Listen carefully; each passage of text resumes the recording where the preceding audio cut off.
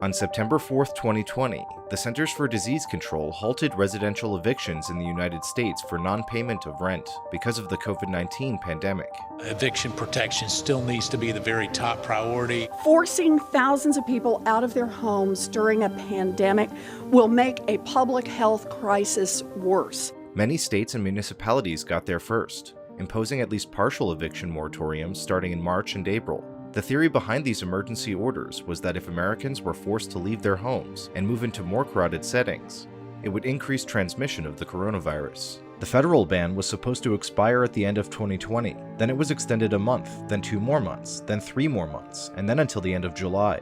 Many states and cities have also extended their moratoriums, in some cases through the end of September, even as COVID infection and death rates are plummeting. That's going to make matters even worse for landlords. The smaller mom and pop landlords who depend the most on rent for their personal income are being hardest hit by renters not paying. Tenants will end up picking up the tab. I pay it. I have to raise rents to cover the 8 or 9 tenants who aren't paying that I have. Small landlords, who make up the majority of rental property owners in America, have been forced to raise rents, remove units from the market, or refuse low-income or credit-impaired tenants. Were the eviction bans necessary to protect public health during the pandemic? 2 studies that got widespread media attention and that have also been cited by the federal government to support its policies claim to show that the moratorium saved thousands of lives. These studies that have been widely publicized are seriously flawed. The underlying data are inconsistent and incomplete. The results are implausible. The size of the effect is wildly disproportionate to other public health interventions. And the researchers claim an absurd amount of certainty despite the fact the underlying data are highly uncertain. Aaron Brown is a statistician who has taught at NYU and UCSD. He's also the former chief risk officer at the hedge fund AQR Capital Management. If these studies were correct, they should be in big, bold headlines of every newspaper in America. They would be the most dramatic public health finding in history. One study from Duke University researchers found that compared to a scenario without any eviction moratoriums, policies that limit evictions could have reduced COVID-19 infections by 14.2% and deaths by 40.7%. The second study, whose lead author is a postdoctoral researcher at UCLA, found that in states that had eviction bans but lifted them before the CDC moratorium kicked in, there were between 8,988 and 12,470 excess deaths caused by lifting the moratoriums. To have the CDC come out in the context of the pandemic and say that this was their rationale for the moratorium was really powerful. Brown says the first problem with these studies is that they draw strong conclusions from poor data.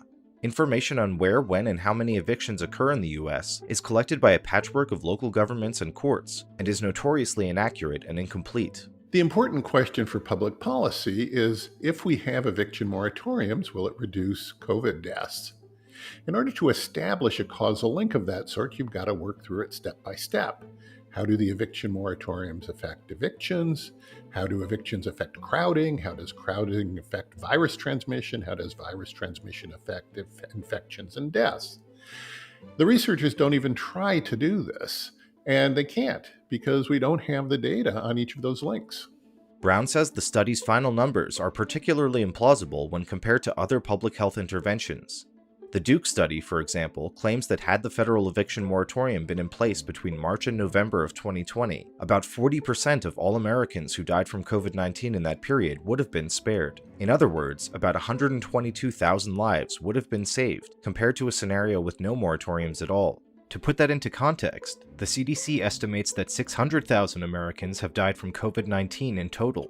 The moratoriums might have prevented tens of thousands of evictions.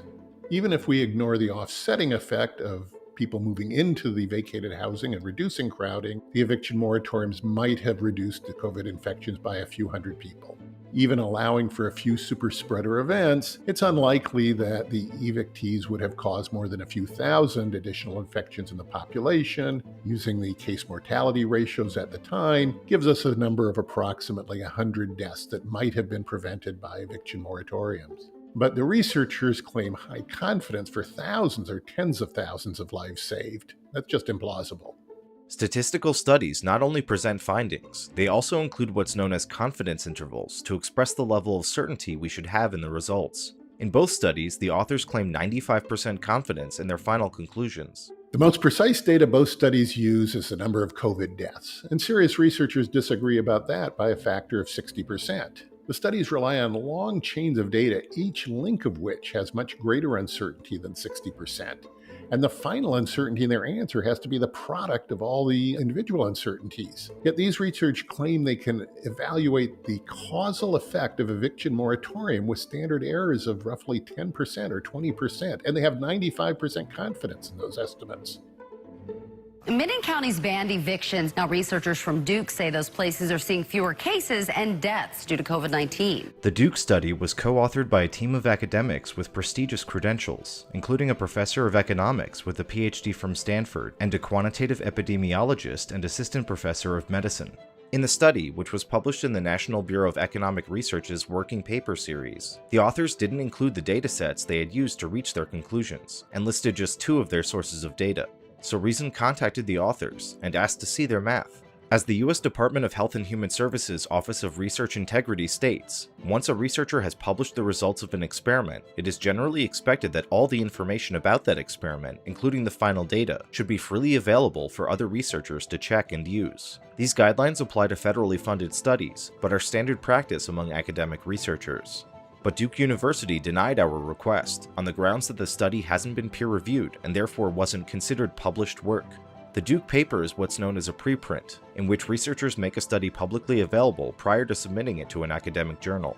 And yet the authors gave interviews in which they promoted their findings, and the paper was widely cited in the press, appears twice in the Federal Register as part of rulemaking issued by the Consumer Financial Protection Bureau, and was cited in an amicus brief at the Fifth Circuit Court of Appeals to support legal arguments that eviction moratoriums have spared COVID-19 deaths. Duke also trumpeted the findings in a press release that encouraged members of the media interested in speaking with the authors to get in touch, though apparently not if that meant scrutinizing the actual dataset or code used to generate the paper's claims. The Duke researchers only cite sources for 2 of the data elements they use, and those citations are incomplete. They claim to have gotten county-level death data from the COVID tracking project, but that project doesn't have county-level data at all. The Duke researchers also won't tell us when they accessed the data or how they matched it up with other data. If someone says they ran a multivariate regression, you want to know the exact code and adjustments they made. This is the only way independent researchers can validate the findings. Even without access to the researchers' data or code, Brown was able to discern a variety of ways in which the study misuses statistical techniques to arrive at faulty conclusions. First, the authors look only at differences within states, when one locality had an eviction moratorium in place and another didn't. But they don't compare the COVID rates in entire states that had an eviction moratorium with those that didn't. Brown says it's clear that at the state level, those with moratoriums actually experienced more COVID deaths than states without them. The orange line shows states that always had an eviction moratorium in place. The black line represents states that never banned evictions. This finding, like the Duke study, is a correlation and almost certainly not causal. It doesn't prove that eviction moratoriums cause death. What it does do is put the burden of proof on anyone claiming a dramatic health benefit from eviction moratoriums to explain why it doesn't show up in the aggregate data. In fact, why we see the opposite. The Duke study is arguing that eviction moratoriums caused COVID death rates to decline, and dramatically. If that were true, we should see the effect at all levels, both within states and between states. But the latter data doesn't support the authors' conclusions, so they ignore it. The authors also ignore the timing of when people died from COVID-19. After states lifted their moratoriums, they had the same death rates as states that kept their bans in place, and places that had moratoriums saw a major increase in COVID deaths in the summer of 2020, while in places that never banned evictions, death rates remained low. The other big data problem for the authors is that COVID death rates were higher when eviction moratoriums were in place than when they weren't. They don't make the obvious comparison of one place when it had an eviction moratorium versus when it didn't. All they do is they compare 2 different places, one of which had an eviction moratorium and one of which didn't. These 2 statistical manipulations allow the authors to get rid of the obvious objections to their study. All we can say is we have no idea from the data whether there's any causal effect one way or the other. Did eviction moratoriums increase COVID death rates, decrease them, or have no effect at all? We don't know. A new UCLA paper out this week directly links evictions to the spread of COVID-19. The study's awaiting peer review, but we wanted to make sure that policymakers had these numbers in hand as they're making decisions. Another widely cited study, which also hasn't been peer-reviewed or appeared in an academic journal, looks at a period in which the CDC eviction moratorium wasn't in place, during which evictions were partly allowed in 27 states. It argues that there were between 8,988 and 12,470 excess deaths caused by evictions in those states during this period. It also claims a 95% confidence interval for that finding. This study, written by an interdisciplinary team of researchers from several premier American universities, was cited by the CDC in its March 31st order extending the federal eviction moratorium.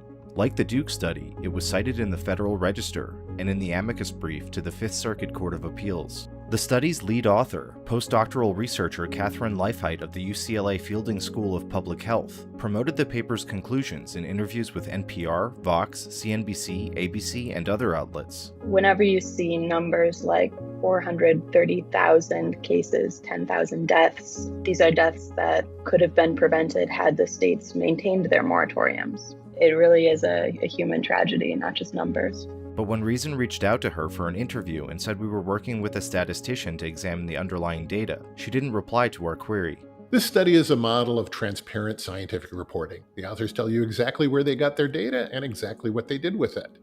I can duplicate their study. That also means I can pinpoint exactly what they did wrong. This study gets around the problem of the shoddy data on evictions by comparing death rates at times when moratoriums were in force versus times when they were not in force. Like the Duke study, it's looking to tease out the effect of a policy through correlation. The researchers note in some places when eviction moratoriums were listed, COVID death rates went up. What they don't tell you is that in most places, the opposite happened, and in the aggregate, the opposite happened. More than half the study's total of extra deaths they attribute to lifting eviction moratoriums come from Texas and South Carolina. If this were a genuine causal effect, you'd expect to see it in every state, or at least in most states, and you'd expect to see it when the federal eviction ban were put in place. The fact that the authors can find a strong effect in only 2 out of 50 states says this cannot possibly be a causal effect. Further complicating the study's results, while it's true that in South Carolina and Texas there were no statewide eviction moratoriums during the study period, major cities and counties within Texas had some type of ban, and in South Carolina the state Supreme Court ordered strong restrictions on evictions statewide. And nationwide, many jurisdictions that didn't have explicit moratoriums still effectively halted evictions for months at a time, as courts were shut down by social distancing directives. Others layered on emergency tenant protections, subsidized housing costs, or abated eviction proceedings for a period of weeks to months. All of these places are counted as having no eviction moratoriums at all. When Brown adjusts the author's analysis to account for local moratoriums and effective bans on eviction, the author's effect goes away. Whether or not they did so knowingly, Brown says the authors ended up manipulating the data to produce results that don't pass the sniff test. The elephant in the room is the last couple of decades have seen floods of misconduct, including fraudulent data, no data, and radically misrepresented data. We see it in the top institutions, the top researchers, top scientists. And the most discouraging part is institutions and journals circle the wagons to protect wrongdoers and slander anyone who questions the results. Duke had one of the most expensive and prominent examples of this when, over a decade, the university protected a medical researcher publishing false medical data. The university promised this would not happen again, but the next chance they got, when researchers were promoting dramatic public health claims but refusing to release their data, the university closed ranks, while at the same time pushing the findings out to any gullible reporter or policymaker they could find. The document Catherine Leifheit has compiled is dense. There are states, percentages, graphs, and numbers. Lots of numbers. The study is still in preprint. That means it has not been peer-reviewed yet. Normally, we wouldn't cover a study like that. Thanks to journalists like you, it is getting a fair amount of attention. Cancel the Rent activists may have other reasons for wanting to make eviction bans permanent, but they've seized on the results from these studies to pressure lawmakers and to push for a large expansion of the federal government's role in the housing market. Cancel rent! Cancel rent! An eviction crisis is looming. The moratorium is about to expire. Millions will be faced with evictions unless Congress acts. I'm hearing numbers as many as 30 million people could be affected. Is that right? So that's one number that's been cited for sure. To the extent we're going to involve scientific research in policy discussions, we should focus on the issues that have been studied by many people, validated, sharing data, argued back and forth. These shoddy one-off studies are just ammunition for people who want to put a link saying "studies prove" in an otherwise purely speculative article.